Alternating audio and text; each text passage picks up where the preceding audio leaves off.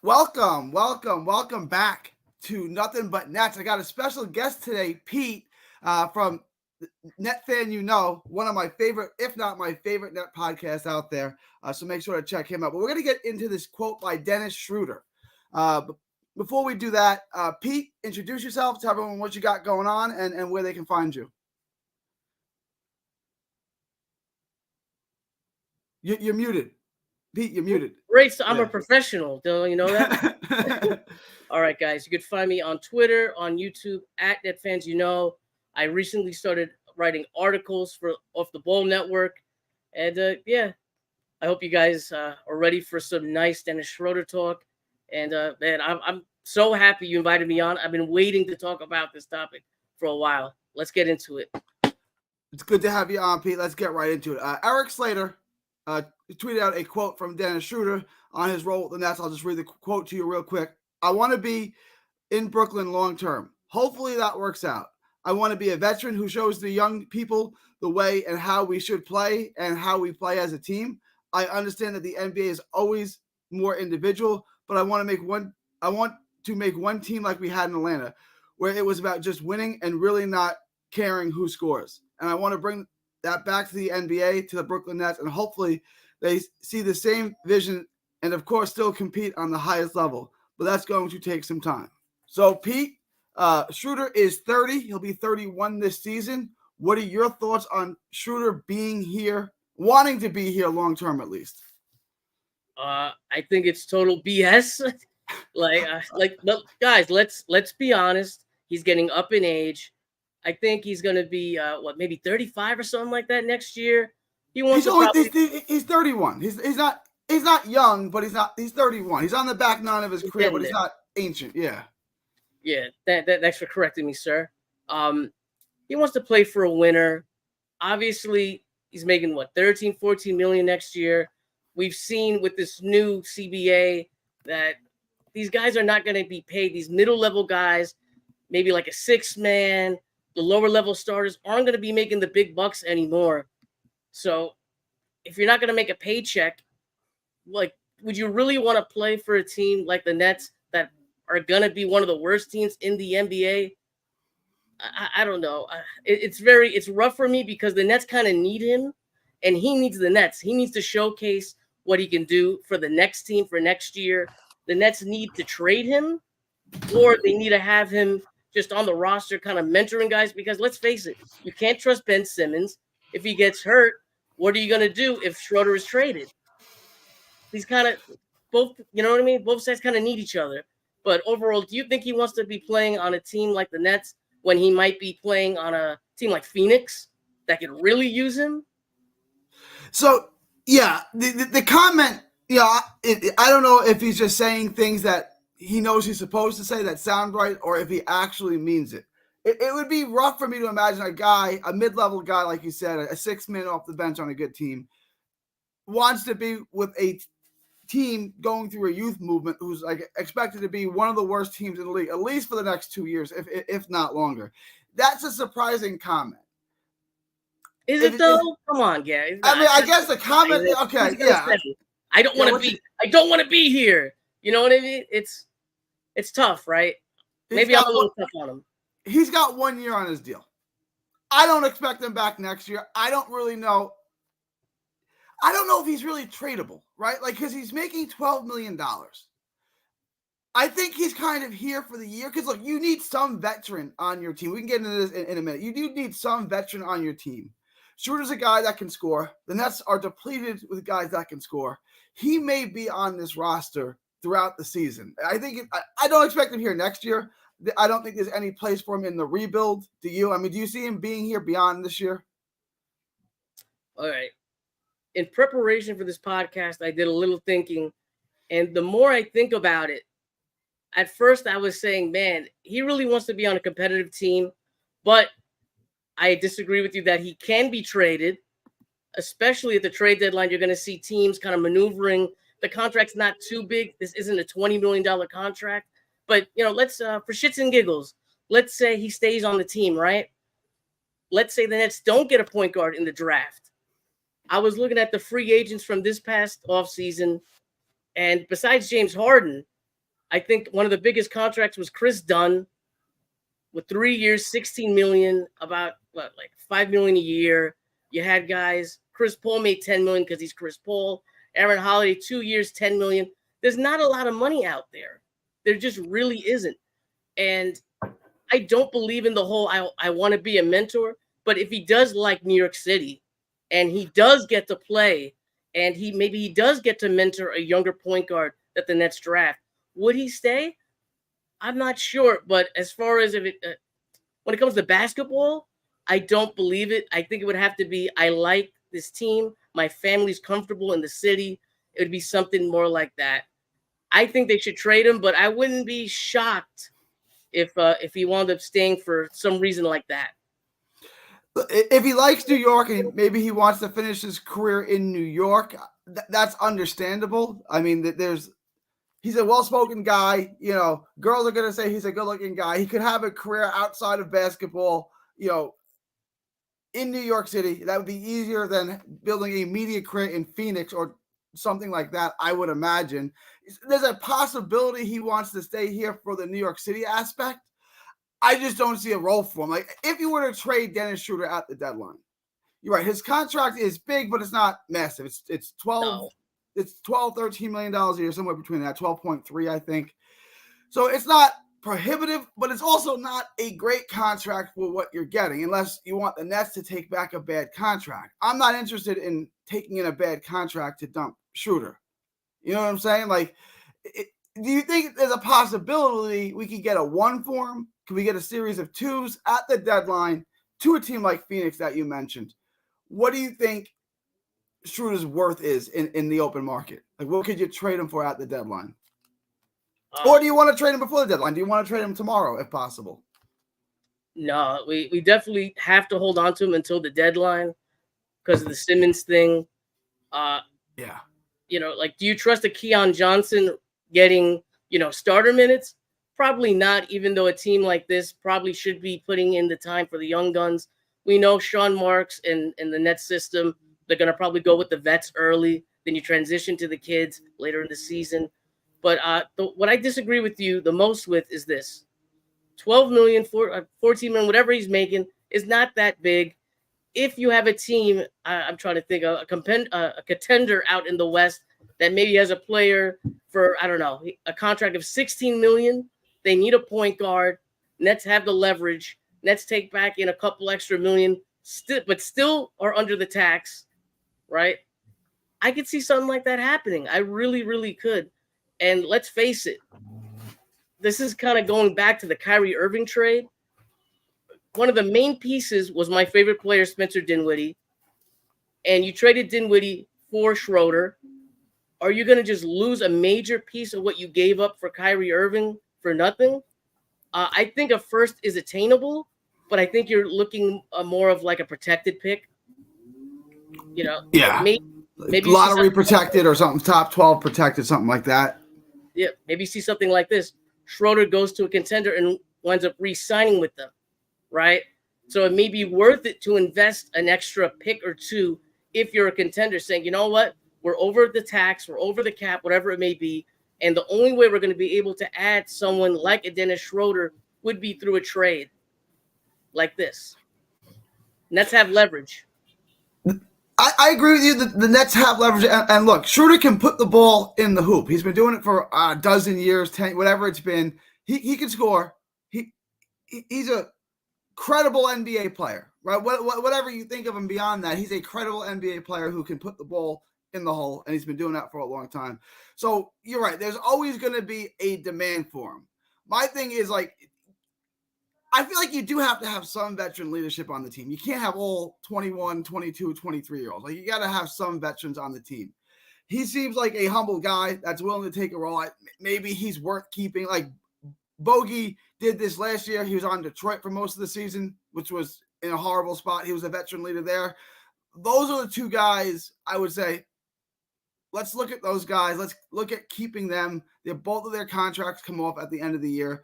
Bogey's going to be hard to trade because of his age. Schroeder's probably a little easier to trade. As far as Bogey, too, I mean, do you think there's a trade market for him? Is there any value for him, or is that something the Nets And another option that's who have with Bogey, which I don't think they're going to explore, is they could cut him. And his contract's a lot like Chris Paul's, where most of the money is non-guaranteed. If they cut Bogey, they only owe him $6 million. If they keep him on the team, they owe him with the $16 million. Is cutting him outright, is that a feasible option for the Nets, who aren't a first apron team yet anyway? Would be cutting him, would that make sense? Or do you think there's a trade market for him? I got to do some homework on that contract thing. I think it's fully guaranteed. Maybe wrong. I'll check that later for you and for myself. But this is what I've heard this from two people already. So I don't know. I'm not an insider. I talk to some people sometimes. You know what I mean? I say it on the podcast. I say it with the people I talk to. Take it or leave it, whatever. I've heard that they might buy him out if he's not included in a trade that would have a Cam Johnson going out or Dorian Finney-Smith. I heard a buyout is a very big option, a very likely option. You're correct. The team does need veteran guys, but this is the guy I was thinking is like 35. He wanted to come to the Knicks, right? He wanted to compete. He went from Detroit to the Knicks, thinks he's going to be, in a big run, winds up coming to the Nets now. Remember, he's coming off an injury also. Still put up 15 points a game. I think around maybe 40% from three. You can check that for me. Or around high 30% from three. He can still ball, and he could be a difference maker. The contract is a killer. I think it's untradeable.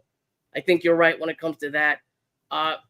Most likely outcome, they wind up cutting him. He goes to a contender. Nets save like $1 or $2 million off the cap, and that's it. Call it a day. Let the guy play somewhere else. You look at his numbers with Detroit. He had 46.8% from the field and 41.5% from three. That's really efficient. Those are really, really good. Those are like Kyrie Irving type shooting numbers. Those are really, really good shooting numbers. I'm not comparing him to Kyrie. I'm just saying that I get what you're saying. The efficiency, that is extremely efficient shooting. It's better than Cam Johnson.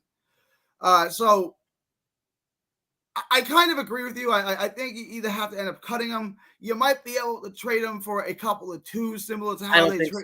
You don't think so? It's the contract that's prohibitive. The contract is not team friendly. If you're looking, you're being very nice, by the way, when you say that. You're being very nice. Friendly contract for a 35-year-old kind of one-dimensional player. Again, having Bogey on the team, I think there's value to this. I mean, he's not going to help you win a bunch of games. It's not like you add Bogdanovich and you win 10 games. So it's not like he's going to play you out of the lottery. He's not going to play you out of the top 3 or 4 pick.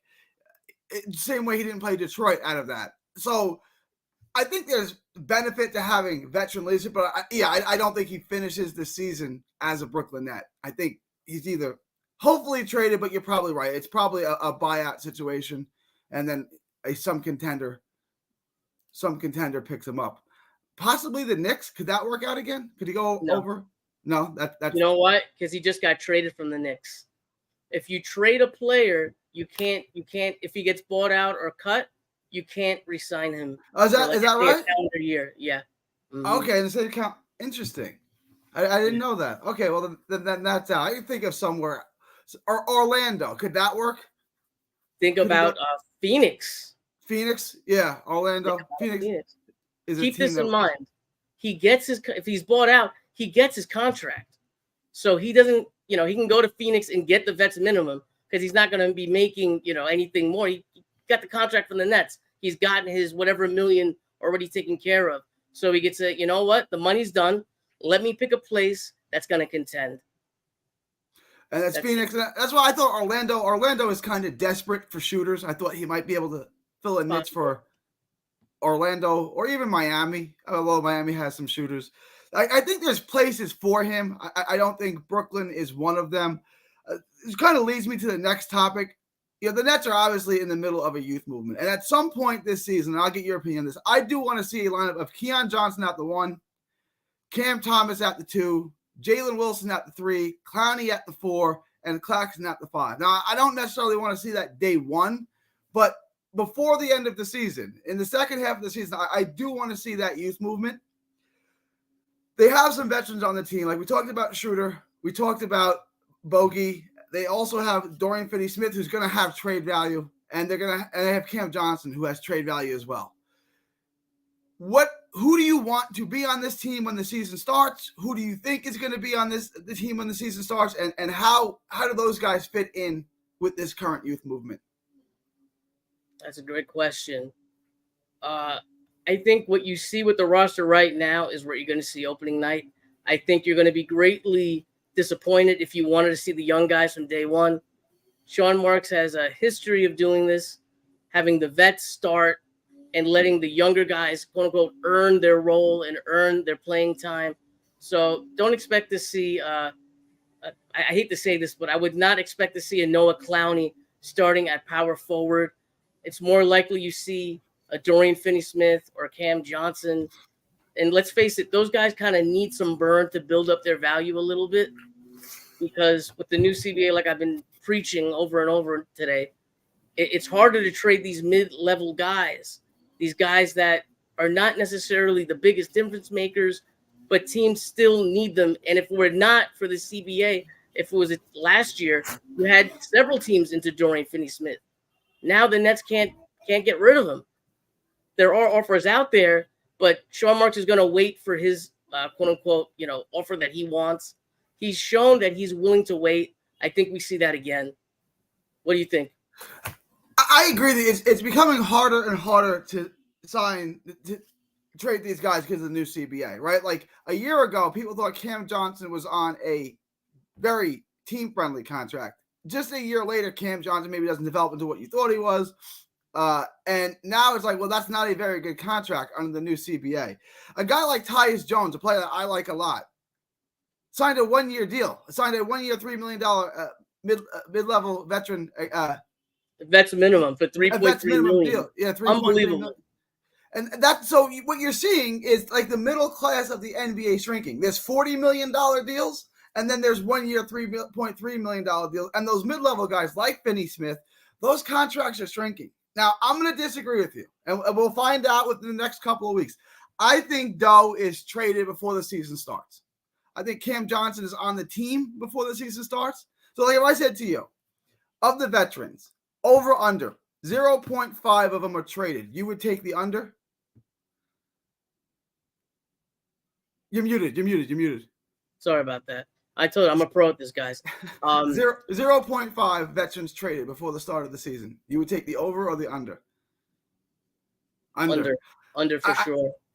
I think Finney-Smith has still, his contract is $15 million. There's a club option, a player option next year that he has for $15 million, which I would imagine in this environment with this new CBA, I think he takes it.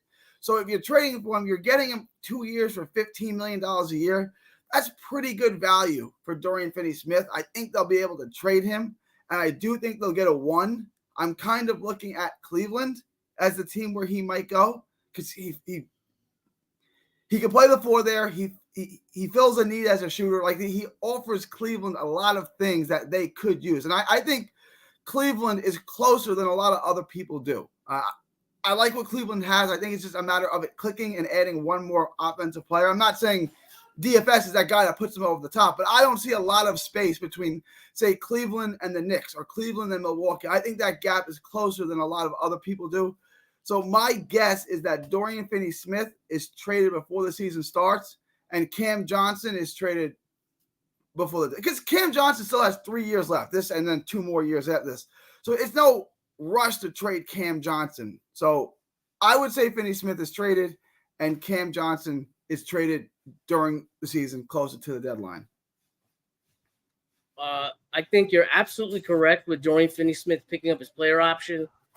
Seeing a guy like Tyrus Jones, I say Tyrus Jones, that's his name, right? Yeah. Seeing him take the vets minimum after being offered much bigger deals just 2 years ago, a year ago, it's kind of shocking to me, to be honest. There's a guy that people wanted to give up first-round picks for, and then he winds up signing for the vets minimum.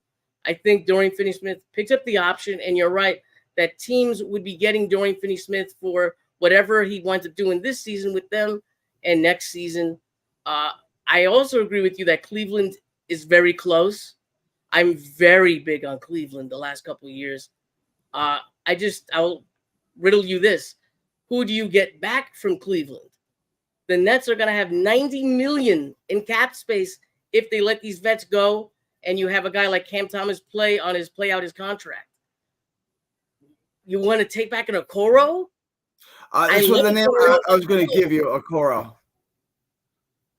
You want to add? You're going to have $90 million in cap space. $90 million. You want to give that up? Okoro, I think, still has upside. I think with a fresh look and more involvement in the offense. And again, right, he's going to go from Spider Mitchell, who's ball dominant, to Cam Thomas, who's ball dominant. But he would have more of a role in the Nets offense than he did as strictly standing in the corner most of the time and then guarding the best player on the other team. I think he would have more of a role on the Nets. I think he's a guy that kind of fits this rebuild. Like you have guys like Zaire, you have guys like Killian, who are highly touted guys who are thought highly of coming out of the draft, who haven't necessarily filled their expectations. But I think Okoro could be that guy. Like I think Okoro can be a part of the rebuild, which is why maybe it's worth. Again, his contract's not great. It's not a perfect fit, but I do think it's a fit. Like he can be here. I think 3 years from now, it wouldn't be unreasonable to say Okoro is still a Net. What are your thoughts on that? You mean Okoro's still a Cavalier? Or no, when he's traded to the Nets, that the Nets okay. re-sign him. Yeah, moving forward. Oh yeah, obviously, if you're doing a deal like that, you have to get back a younger guy like Okoro, and re-sign him. I don't think it makes sense to acquire a player like Okoro and then not re-sign him and let him walk. You got to keep all the assets that you can and make sure you're using them properly at the right time. I still say having that $90 million in cap space is so beautiful because it gives you so many options. Let's say the Nets wind up trading CJ, Dorian Finney-Smith, Ben Simmons is out. When we get all this cap room, the Nets can go star hunting. They have their 2026 pick. So, we could say, you know what, guys? We're going to take a bad contract from another team. This guy has, a $25 million contract. It's expiring. We'll take him in. He'll play a little bit for us. Then we'll buy him out later. We're going to suck again. And we're going to have another lottery pick. And we'll use our leverage with the cap space to get more picks. That's what I'm looking at. Let me throw two names at you. Will you take Lonzo Ball or Zach LaVine off the Bulls? Man, I'm such a Lonzo Ball fan. It's me insane. too. That's the guy. I'll let you answer, and then I'll give you my answer. But I'll let you go first. I would, if you're going to be rebuilding, and there's a deal that you're going to wind up getting draft picks back from the Bulls. Man, I would do something like that. I'd have to look at the players and the kind of the details of the trade, but I would not be against something like that. I'm going to cut you off and say this: will you trade Ben for Lonzo? Yeah, and not only would I trade Ben for Lonzo, I would do two additional things. I would throw in a couple of twos just to sweeten the deal. Like I'll give you a crazy person. And I would then, before the season started, I would then extend Lonzo Ball because right now I can get him for dirt cheap. He's supposedly healthy. I like Lonzo Ball. I think having a taller point guard who can pass first, pairing that up with Cam, can be a legitimate backcourt. A tall point guard is. But Ben doesn't play though. Ben doesn't. So Lonzo doesn't either. That's the problem. That's a fair point. That's I get fair. What you're saying. Everything I'm going to say about Ball, you're going to say, what about Ben? I get it. Right? Look, if Ben Simmons was Ben Simmons from Philly from 2019, that'd be a great pairing with him and Cam Thomas. But clearly, he's not that. I think Ball, assuming he's healthy, and all reports are that he's healthy, I want him long term. I think that's and I don't want to say that's a good point guard to have with Cam as your two. I think that can work. He's tall, he's long, and he's pass first. He's not gonna get pissed off if Cam goes into his dribble package and dribbles the ball for 15 seconds. It works on a litany of levels. Plus, if you sign him right now after all these injuries, you can get him for cheap. If you let him play out the season and he plays as well as I think he can, his asking price is going to double. So I know this is going to sound crazy to people. I would trade him for Ben. If I could, I would, like I said, I'd be willing to give in a second or two to get the trade done. And I would try to extend him right away for 2 years. So, Gary, I'm going to throw a wrench in your thought process here, okay? What happens if you are Lonzo Ball? Nets trade for you. You know that if you play well, you're going to get a lot more money. You already made a couple million or a lot of millions, right? Why would he sign a cheaper deal? And how Because much money are you going to pay him? On the open market, he may not even make more than a $5 million. So why would he say, I'd rather just wait? if he gets hurt again, like he has a history of, if he gets hurt again, he's going to be playing for a vet minimum.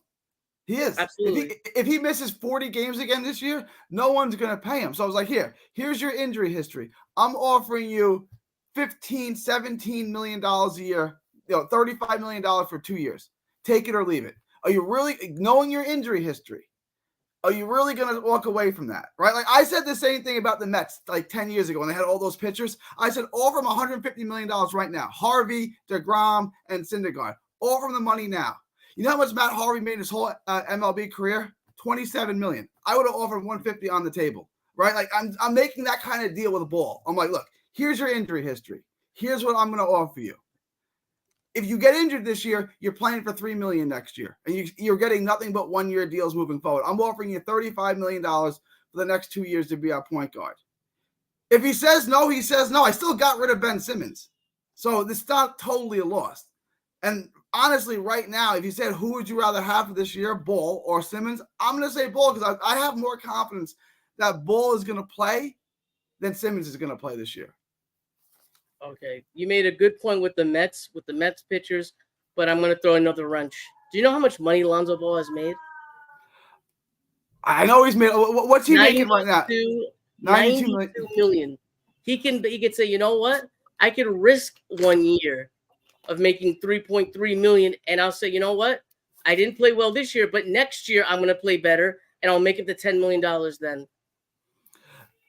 Okay, if that's the choice he makes, then I have to live with that. Right? By the way, I do got to be a little more respectful of your opinion. I have no idea what Lonzo Ball's thinking. He might say, you know what? I'm going to take the $15 million. I'm going to get playing time here. I'm young. This team's an upstart. Cooper Flagg, Ace Bailey, me and Cam Thomas, Clax and Clowney. Maybe he likes that. I don't know, but I just seeing the giving devil's advocate take over here. I don't know. I do like him though. I think he's undervalued right now. I think if you can get him right now, I know Chicago wants to tank just as much as the Nets do, right? So they're thinking, if I trade for Ben Simmons and he plays okay, great. If I trade for Ben Simmons and he sits out the year, all right, I just get a better pick like the Nets, right? It's problem for problem. Yeah, which why I think the trade works, and I would even look to sweeten that deal. I'll give you a couple future seconds just to get this done. I like Lonzo Ball. I think Lonzo Ball has a future. And I was actually somewhat excited when Ben Simmons got here. When Ben Simmons got here, I said, okay, you can have Simmons and Kevin Durant. Why wouldn't you be excited? Yeah, you're gonna have 2 6'10" guys on the court at all time. And so even when you go small, you're still big, right? Like you're always big. You can put Simmons at the dunker spot. You can have him run there's so much you can do with Simmons. And then obviously it didn't work out. I'm not a Simmons hater. I'm just a Simmons realist. I still think he's a credible player. Like if he plays, I think he offers you a lot of value. I think Simmons still, all of his weaknesses, which is really just he can't shoot, right? He's still a valuable player. I don't, at this point, I don't have any faith at all that he's going to get on the court. Let me throw that to you. Ben Simmons, how many games over under Ben Simmons plays 27.5 games this year? He plays over 27 games, but he's going to average 15 minutes a game. Depending, but by the way, if Scroeder gets hurt, then he's going to be, it's going to be him and Keon Johnson, and that's going to be your point guards, right? So there's different scenarios that could affect it. But as far as me seeing Keon Johnson, Scroeder, and Simmons, I'd like to see 15 minutes a game from Ben. If he's healthy and proves otherwise, I'd love to see him perform. And the Nets curse, I believe there's a Nets curse. This team is going to be cursed forever. I could see him becoming an all-star or something crazy. He winds up playing really well and he gets a bigger contract from somebody else, or even worse, we re-sign him. I could see that happening in a crazy Nets curse scenario. They can't really resign. They can't. I mean, look, I'm not saying it's impossible. Oh no, I there's know. going to be This mutiny is a amongst the negative fans. speaking. Yeah. Negatively If speaking. Sean Marks re-signs Ben Simmons, the fan base is not going to be happy, man. So let me ask you this. And I'm not asking you to trash Sean Marks. Another listener has pointed out this is the shit on Sean Marks podcast. I don't want it to be that way. Like, that's not. What are your thoughts on what Sean Marks has done this offseason, and your thoughts on Sean Marks as a GM in general the last few years? Oh man, it's tough. It's so hard to answer this because the circumstances that he's gone through as GM, you can make a very strong argument that, like, we've never seen anything like this. Who would have thought that you'd have 3 Hall of Fame players all together after not having your first round picks for all those years, recovering? You get these 3 guys. I thought there would be, I thought there was no way we were not going to make an NBA Finals. Like, clinched at least one Eastern Conference championship, clinched already. Then we have COVID. Then we have this. Then we have that. How much do you blame on him? I don't know. I look at stuff like not being a little bit more aggressive when you had those 3 guys to make a deal. You had him waiting for the buyout market several times, which I think really burned them in the foot. You can make an argument that James Harden should have not been traded, that you let him say, you know what? KD's coming back. You're not going to sign with us? Okay, we got to at least have one round with these 3 guys all playing together, all healthy. There's so much stuff that you could throw at him. I think a big redemption arc for him could be this pushing the red button with the Houston trade and the Bridges trade. I think overall, when it's come down to trades, he's I hate to say it, but he's not been the best. Drafting, I give him A++. He hasn't really been good at drafting guards, but you know what? He does very well with what he's had to work with. Overall, man, some days I feel like he should be getting like a C-. Some days I say, man, look at all the stuff this dude went through. I give him like a B+. I'm 50-50, and I think that his legacy in Brooklyn, because let's be honest, when we had the 3 Hall of Famers, people wanted a statue of Sean Marks built in front of the Barclays Center. People can't lie to me and say that they didn't. And he has trouble completing rosters. Sometimes he's not aggressive. Sometimes he asks a little bit too much in trades, and he sometimes waits too long to make a deal, and he gets burned. Overall, is he a horrible GM? No, I don't think he's a great GM. I respect the dude, and I think he could turn things around very easily with a right couple of buttons being pressed, for sure. I for one didn't love the Harden trade. I didn't like. I just thought it was too many ball dominant guys on one team. I like what they had in Allen and LeVert. Dinwiddie was still on the team, but who knows if he would have resigned. Dinwiddie was basically hurt for that entire season. I like what they had. I wouldn't have made the Harden trade. But that aside, I understand. I understand why they made it. You get a chance to get 3 Hall of Famers together. I wouldn't have done it. I think it's like, if you get Harden, he's going to take a lot of shots, right? So he's going to take shots away from KD or Kai or both. I don't want him to do that. I want KD and Kai getting as many shots as they can because they're 2 of the most efficient scorers to ever live. So I'm not, I didn't love that trade. Like I said, LeVert's a very good player. Allen is a very good player. They had Taurean Prince, I think, was in that trade too. He was horrible with the Nets, so I'm not going to, he was terrible with the Nets. I just didn't love the trade. I thought they already had the pieces for a championship team. I understand, you get hard, you think you go over the top. So I'm going to leave that alone. The thing that I really, really bothered me the most, that really set me off with Sean Marks, was the firing of Kenny Atkinson. That to me was like strike 1 and 2. Like, that was, I thought, completely unacceptable. Like, there was no reason for it. Like, and then you bring in Vaughn, and then you hire Steve Nash full time. It's like, none of those guys are better coaches than Kenny. So what was the point of that? Then I got two things. But go ahead. Go on. Okay. I'll let you chime in on that. Okay. You just, one of my main points. I'm so glad you said it. I think Sean Mark's biggest weakness was hiring coaches that should have not been hired for these teams.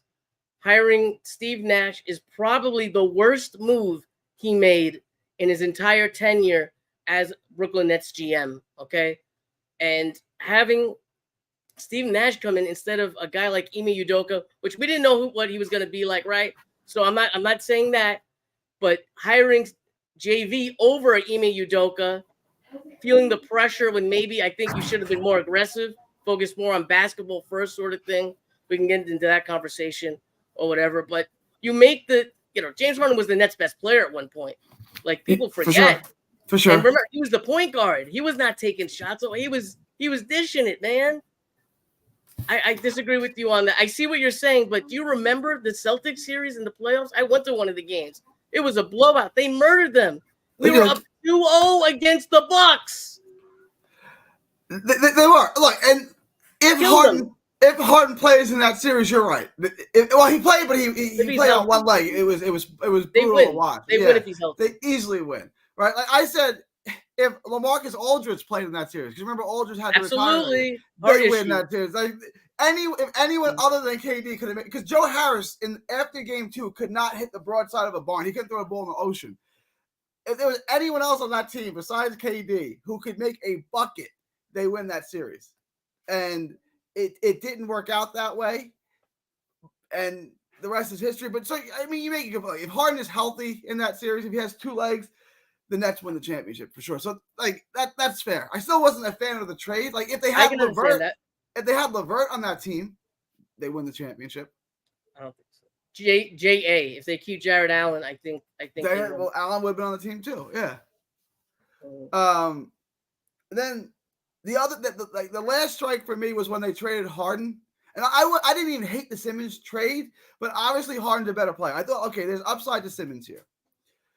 Harden asked for a trade because things were going sideways when KD was hurt. You tell him no. KD will be back in a couple of weeks, and we're going through the season. We're going to make one more run at this. If you want to leave in the offseason, that's your right. That's your option to do that. But we're not trading you because KD got hurt. And, Kyrie, that was when Kyrie had the vaccination stuff and he couldn't play in home games and stuff. Look, things are going sideways. We're not trading you because KD is hurt. KD's going to come back and we're going to be the favorite to win the championship. So, no, we're not trading you. When he traded Harden, that was kind of like strike 3 to me. And then he traded him for another guy who's a headache. It's like you're just trading headaches here. That was it for me. And then him not trading Cam Johnson to the Pistons for a draft pick was unacceptable to me. It's a Pistons pick. It's always going to be a good one. Him not trading Dorian Finney-Smith for two first-round picks to the Lakers when that was rumored is unacceptable.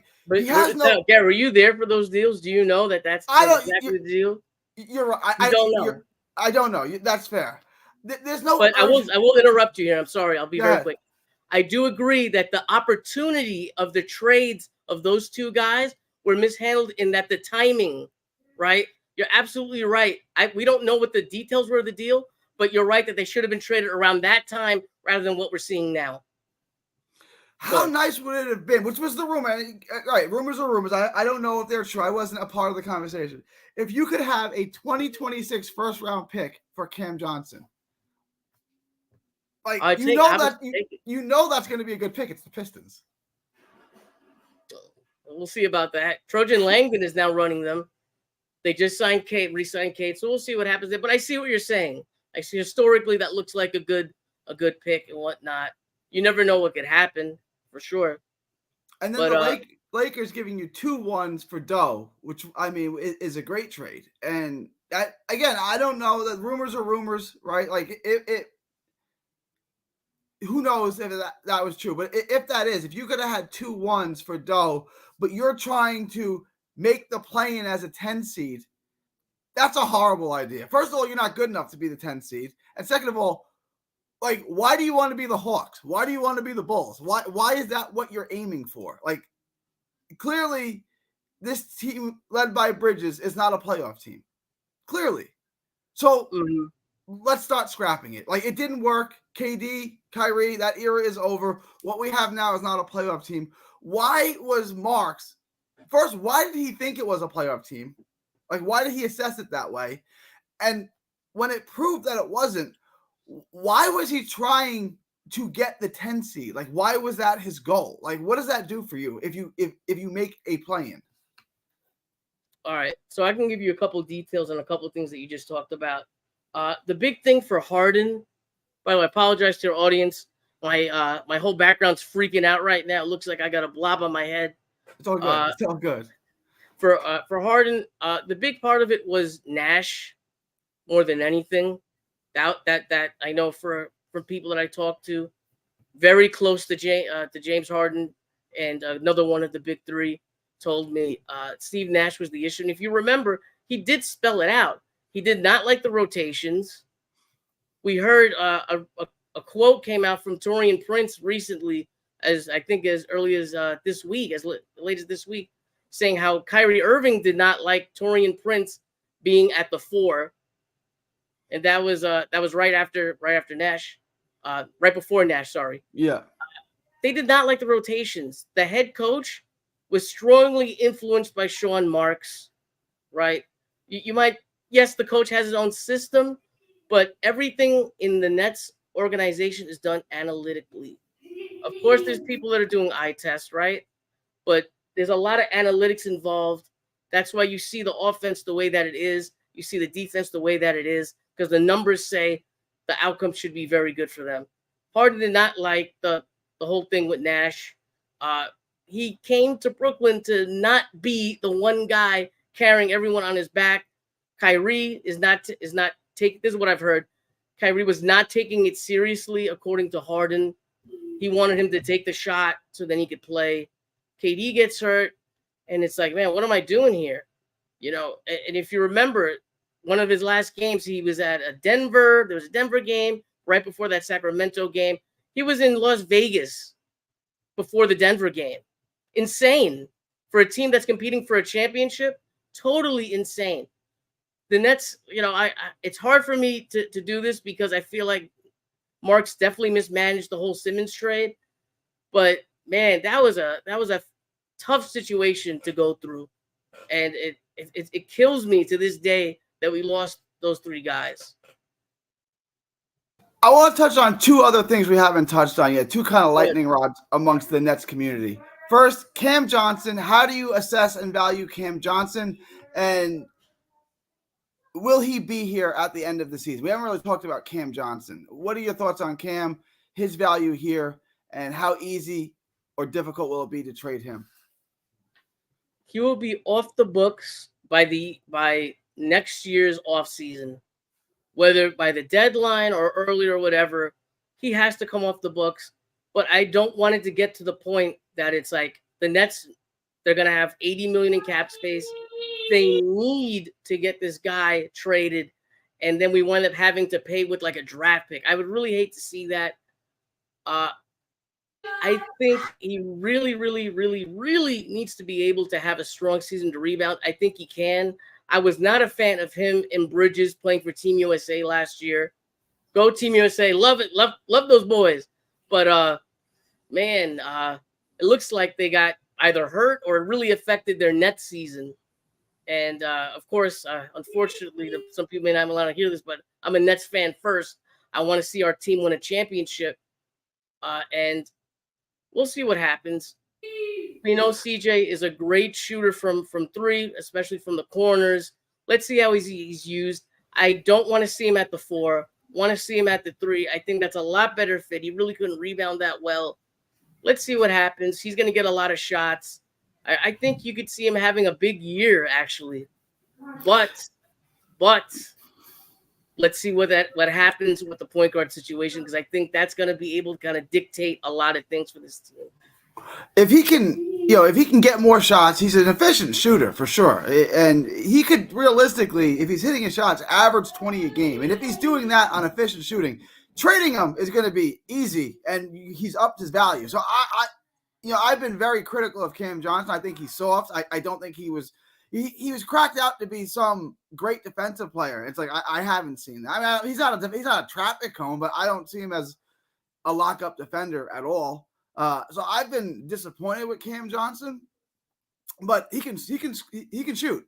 And if he's more involved in the offense this year, and he's playing the three, and he's like I said, hitting those corner threes, and he's scoring 20 a game, which is possible. There's not a lot of offense on this team. You should be able to trade him. And then the 2 first-round picks that Marks wants for him. I don't think that happens. If he's averaging 20 on 45% from the field and 41% from three, you don't think that's possible? With okay, this is where you have to look at the leverage. Yeah, go ahead. The leverage, right, of the team that desperately needs him. Yeah, I could see that. I could absolutely. But if I'm going to be looking at the landscape of the NBA and teams that could actually take in like a $20 million contract, I'm going to do a little plug over here. My last article that I posted today is about the CBA and the whole like tax penalties thing. I have 9 teams in the NBA are going to be in the first apron. There's not a lot of cap room. The Nets is pretty much the Nets and versus everybody else. The Nets have the most cap room by far than anybody else.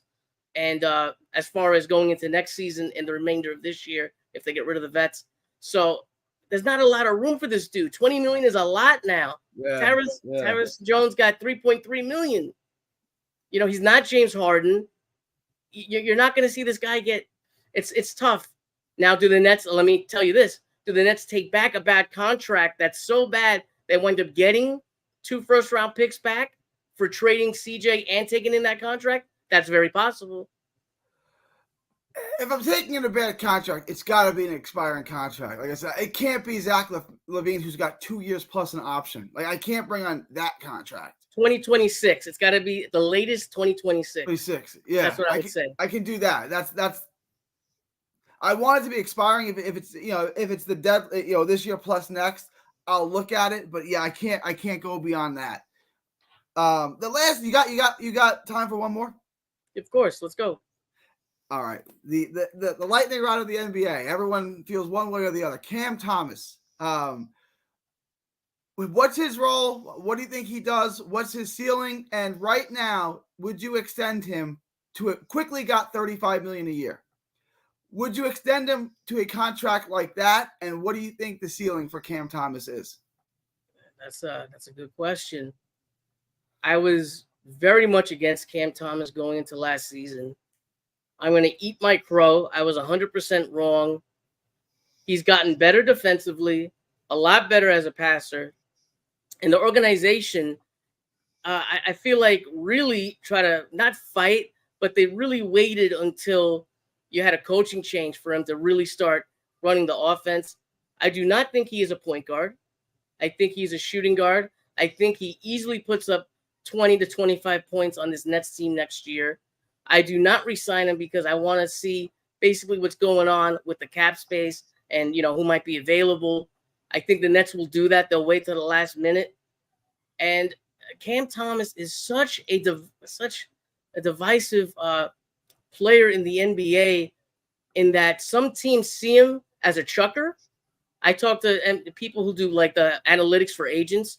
Some teams see him as a chucker. Some teams see him as a sixth man. Some teams see him as the next all-star. It's such a wild, diverse amount of opinions. I've never seen anything like that before. His body type doesn't really promote me seeing a guy who's going to be a speedster. I see him as a smaller shooting guard. I think he fits in very well as a sixth man on a good to very good team and starting on, average and below teams. And you have to pair him with a Ben Simmons or Alonzo Ball, a defensive, good point guard to kind of help him out a little bit. Because the analytics rate him very low, unfortunately, in terms of defense. He's actually towards like the bottom half of the lowest of the low in the NBA, according to a couple defensive metrics. Take that as, if you're a believer in it, I don't know. Defensively, you're right. His effort got better. He's never going to, he's undersized 2, and he's not very fast. So he's going to struggle with big 2s, and he's going to struggle guarding point guards who are faster than him. He's never going to be Tony Allen, right? Like that's never going to happen. But his effort got better last year defensively, where you saw him at least fighting through screens, right? And he wasn't constantly being picked on like he was early in the season. I like Cam. I think ultimately on a good team, hopefully the Nets are a good team within the next few years. I see him having a Lou Williams role. He comes off the bench, he plays 25 minutes and scores 20 points. That's kind of where I see him. You read my mind. I was about to say I see him in a Lou Williams role 100% in that he's not going to provide the defense, but he's going to make a difference. And when he gets hot, he's one of these guys you just can't stop the dude. And I think that he's going to be an above average player. Would I be shocked if Cam Thomas was an all-star next year? I really would not. You're playing in New York City. He's a younger dude. If he's putting up 25 points a game and his defense gets a little bit better and his passing just continues to flourish like it did towards the end of last year, I could see, this might sound crazy. I could see him putting up 24 points, 35% from three, 3 rebounds, 5 to 6, assists, something like that. I really could. I don't think that's that crazy. Yeah, so I want to see him. Again, I don't know. We'll see what Jordy Fernandez's offense looks like. But he's your best scorer by a country mile. He's your best basket maker by a mile, right? Yeah. I'm going to give my prediction. I'm going to say 27.5 points a game, 5.5 assists, and 5.5 assists a game and 3 rebounds per game on 45-35 shooting. What about what do you think about games started? I think I'm going to say he's going to play 77 games and start 77 games. I think that's fair. Him and Claxton are the 2 guys that are starting. That was my last question for you. Put your Jordy Fernandez hat on. What is the starting lineup opening day for the Brooklyn Nets? I can't tell between Simmons or Schroeder, so I can't give you an answer to that. I'm mind-boggled. I'm befuddled. You're going to have Cam Thomas at the 2. You're going to have CJ and Dorian Finney-Smith in the 3 and the 4. I don't know if he might rotate them or not. Probably have Dorian at the 4. And you're going to have Nick Claxton at the 5. And you're going to have me begging to have Clowney at the 4, as soon as tomorrow. So you're going with the 5 best players on the team, the 5 most established players on the team, right? You're not no Wilson, no Clowney. Those guys come off the bench to at least start the season. I'm going with the lineup that I think Sean Marks is going to use. Yeah, I think you're right. I think that's I know everyone wants to see Wilson, everyone wants to see Clowney, and I want to see Clowney. Clowney is it. Clowney is a better offensive player than Nick Claxton is right now. I think so too. I'm not high on Clowney too. That's why I think Finney-Smith is going to be gone, because they want to start Clowney. And if you want to start Clowney, you have to bench DFS. If you bench DFS, you're killing his value. So they got to trade him now. And that's why I kind of think that Dorian Finney-Smith is going to be traded before the season starts, so that they can start Clowney. I see what you're saying. I don't think it. Unfortunately, I hope you're right. I just don't see it happening. I think they're going to do the whole vets start early, trade them later, and young guys towards the end of the year. Yeah. It's totally possible. It's totally possible. Pete, thank you for coming on. Pete, the Net fan, tell me where they can find you. NetsFansYouKnow, get it right, sir. NetsFansYouKnow. Sorry, Pete. NetsFansYouKnow. His podcast is one of my favorite, if not my favorite, Net podcast. Check him out, Pete. Tell me where they can find you and what else you got working on. So you guys can find me at NetFansYouKnow on Twitter and on YouTube. I'm currently writing for Off the Ball Network. I do articles related around the Nets and the NBA. Man, that's about it. I got different people on my podcast each week, from former players, people around the Nets, around the NBA, content creators, all that good stuff. Check me out. It was an honor and a privilege to have you on, Pete. Hopefully we can do this again sometime. Of course, man. It was fun. All right, y'all. It's August 12th, 2024, from Texas to the world. Thank you, and God bless.